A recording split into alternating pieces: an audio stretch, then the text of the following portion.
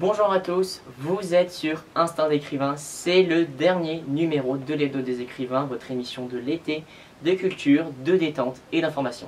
Salut Shannon, tu vas bien? Ça va et toi? Ça va très bien. Au programme des 10 prochaines minutes, vous aurez votre dernière critique culturelle sur un film qui se révèle être un véritable succès pour les adolescents. Mais vous aurez également votre histoire de la semaine qui vous emmènera outre-Atlantique vers ce qu'on peut appeler un modèle d'État.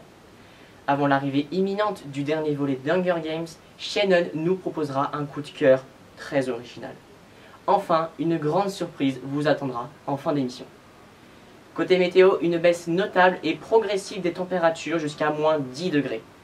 L'été semble donc donner son dernier souffle. Pour les prévisions, une perturbation pluvieuse et orageuse arrivera de la moitié ouest pour aller jusqu'à la moitié est. Un ciel donc plus ou moins couvert et des maximales avoisinant les 20 degrés. Enfin, il vous reste encore quelques minutes pour répondre au quiz d'écrivain de la précédente émission, qui était « Quand a été inventée l'imprimerie ?» avec les réponses A 1248, B 1350, C 1452 et D 1560.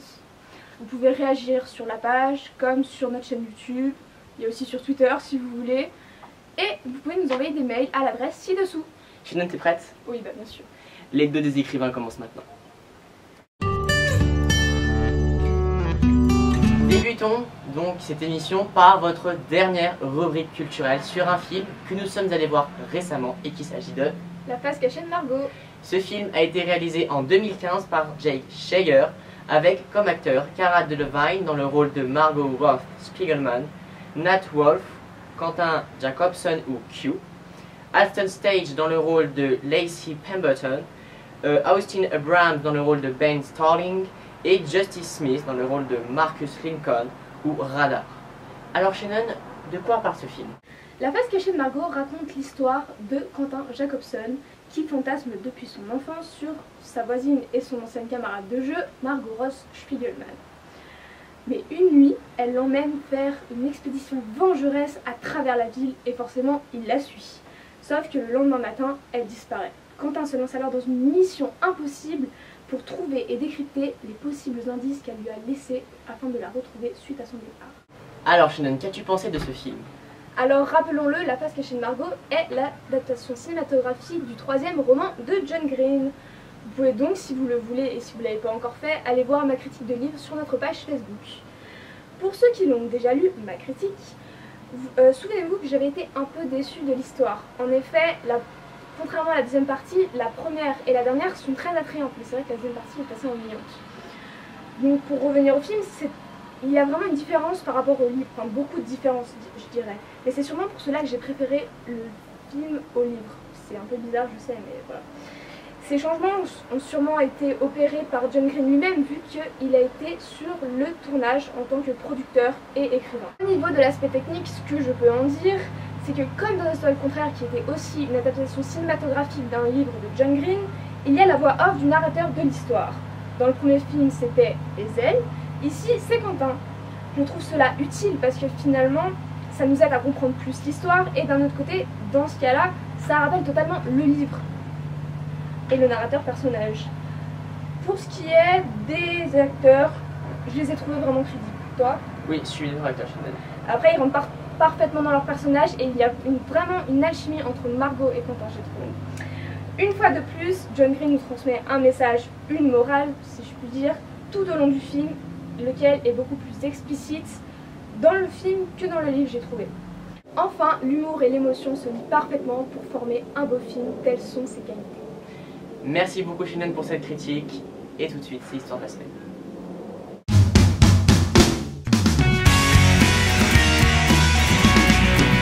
Et tout de suite, l'histoire de la semaine avec Florian Novak. Alors Shannon, quittons la Haute-Savoie pour se rendre aux États-Unis, mais pas n'importe où. Bienvenue dans l'Utah, un État de l'ouest du pays. Alors, pourquoi cet État? Alors, le titre parle de lui-même, lequel j'ai tiré d'un magazine français-anglais Vocable, le voici. Le titre en anglais c'est Young, Tolerant and Surprising, tiré de The Economist, donc en français, l'Utah, un État jeune, tolérant et surprenant.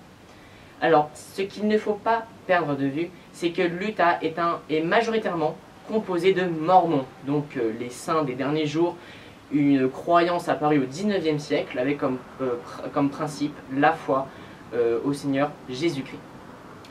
Depuis 1890, cet État, fortement républicain, a connu un parcours des moins surprenants. 3 exemples récents le montrent. Une loi a été votée à la majorité et va permettre de bannir les discriminations dans les secteurs des logements et de l'emploi, de par le sexe et leurs orientations sexuelles. Autrement dit, on ne va pas exclure les gays dans les logements et donc dans l'emploi. C'est une avancée rare aux États-Unis, c'est ça qu'il faut noter. De même qu'un autre projet de loi a pour ambition de passer l'infraction à la loi sur les stupéfiants du statut de délit majeur à un simple écart de conduite. Donc déjà l'amende sera moins élevée et ça va peut-être inciter les individus à consommer des stupéfiants. C'est aussi surprenant. Ouais, c'est vrai. Et dans la dernière décennie, enfin, l'Utah a diminué d'environ 75% le nombre de personnes vivant dans la rue. Ils sont logés, mais ce qui est également incroyable, c'est que les autorités ne leur forcent pas à arrêter de boire, de fumer, de se droguer, ou alors de résoudre leurs problèmes mentaux. Ils peuvent vivre comme ils ont toujours fait, se droguer, mais ils sont logés. Donc ces formes de tolérance chez nous se traduisent aussi dans le domaine de l'immigration. L'Utah est le premier État délivrant le permis de conduire à des immigrés illégaux pour prouver leur résidence dans cet État-là. D'autre part, la religion dans l'Utah se traduit par une liberté de culte et d'opinion. Les habitants sont plus ouverts et sur l'accueil d'étrangers et d'autres religions. Les discriminations comme certaines formes d'inégalité sont faibles, voire inexistantes. En clair, l'Utah est un État unique en son genre, mais il peut être vu comme un modèle aux yeux des autres États des États-Unis ainsi que des autres pays du monde. Eh bien, merci Florian pour cette histoire. Je C'est t'en très bien.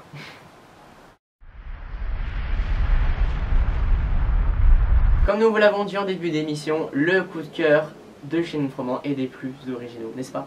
C'est vrai, en effet, mon coup de cœur de la semaine n'est autre qu'une chanson, L'Arbre du Pentu de Katniss Everdeen, dans Hunger Games La Révolte partie 1. Alors que le dernier volet de la saga Phénomène sortira en novembre prochain, j'avais comme intention, pour notre dernière émission de l'été, faire le tremplin avec l'un des films les plus attendus de l'année 2015. En effet, L'Arbre du Pentu, ou The Hanging Tree en anglais, est devenu l'un de mes coups de cœur favoris pour plusieurs raisons.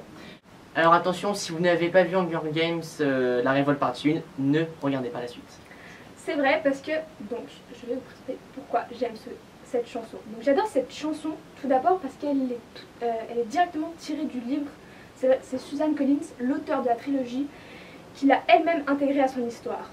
Et le fait de la voir prendre vie à l'écran, c'est presque magique. Enfin, c'est vrai qu'en tant que lecteur, quand on lit le livre, on ne sait pas trop comment s'imaginer la mélodie, le rythme, tout ce qui compose une chanson.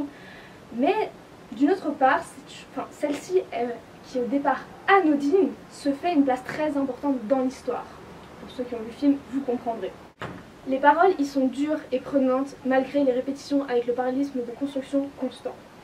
Pour ceux qui n'ont pas lu le livre et qui n'auraient pas trop compris ce que raconte cette chanson, elle raconte l'histoire d'un criminel qui va se faire exécuter et qui demande à sa fiancée de mourir avec lui pour quitter ce monde.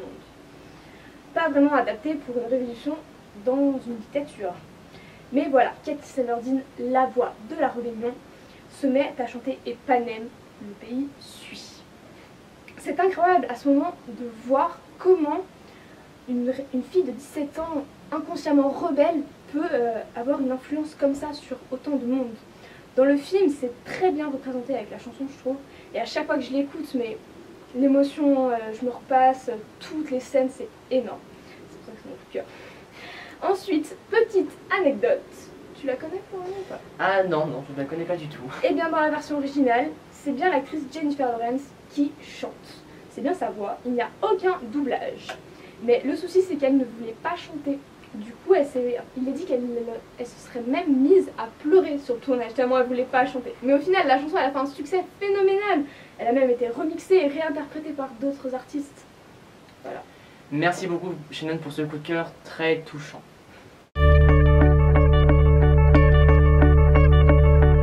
Shannon, toi comme vous tous, vous vous demandez sûrement ce qu'est les séries d'instinct d'écrivain. En cette rentrée 2015-2016, votre page a vu grand, très grand même. Nous passons à un nouveau format et à une nouvelle grille de programme. J'aurai alors le plaisir, à partir de septembre, de vous présenter 2 grandes rubriques. Ces séries sont en effet composées de 2 documentaires, Un œil sur le monde et Regard Écho. Alors en quoi consistent ces 2 rubriques? Alors, Un œil sur le monde est un véritable mix entre documentaire et information.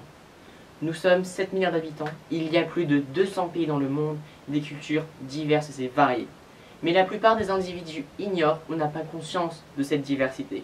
Cette émission sera l'occasion alors de voyager le temps d'une dizaine de minutes, de découvrir dans le même temps l'économie, la politique, tradition et l'histoire de chaque pays. Au fil des émissions, nous traverserons les continents. La première émission arrivera très bientôt et concernera le Luxembourg, un pays que j'affectionne. Et Regard Écho concerne un tout autre domaine, non? Effectivement, on se tourne vraiment sur l'aspect économie. Regard Écho est la série qui va vous permettre de comprendre dans quel monde on vit. Parce que c'est bien connu, tout le monde trouve que l'économie, c'est comme étudier une langue étrangère, c'est incompréhensible. Que c'est trop compliqué, il y a un vocable trop important qu'on finit par s'y perdre. Eh bien, figurez-vous que rien n'est difficile, mais rien n'est simple, pour autant.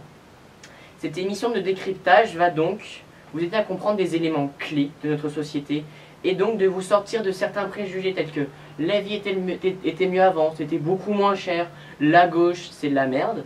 Entre nous, c'est ça en fait. Clairement, c'est ce que pensent les individus.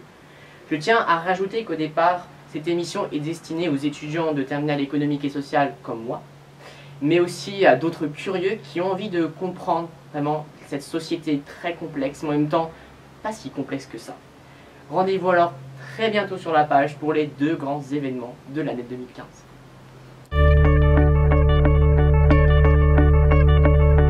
C'est parti pour la dernière question du quiz d'écrivain. Et donc la réponse à la question précédente qui était quand est-ce qu'a été inventée l'imprimerie, la réponse était la réponse B, 1450. Bravo à tous ceux qui ont eu la bonne réponse. Alors Shannon, cette semaine, c'est la dernière question.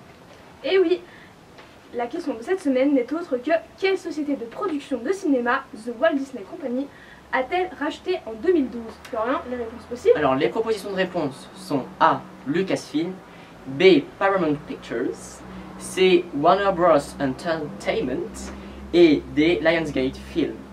Donc vous aurez la réponse dans une prochaine vidéo qui sera indépendante des émissions. Et donc vous pouvez réagir sur la page comme sur YouTube ou nous envoyer des mails à l'adresse ci-dessous. En tout cas, merci infiniment de nous avoir suivis tout l'été dans les Nos 2 écrivains. Nous a fait très plaisir et c'est un projet qui nous a tenu vraiment à cœur, Shannon comme à moi aussi. Hein. Merci de votre fidélité, merci de nous avoir soutenus et on espère vous retrouver très vite pour de nouvelles émissions, pour les rubriques habituelles et peut-être pour de futurs hebdos des écrivains. Oui, peut-être, on verra. Allez, à très vite, bonne soirée. Bonne soirée.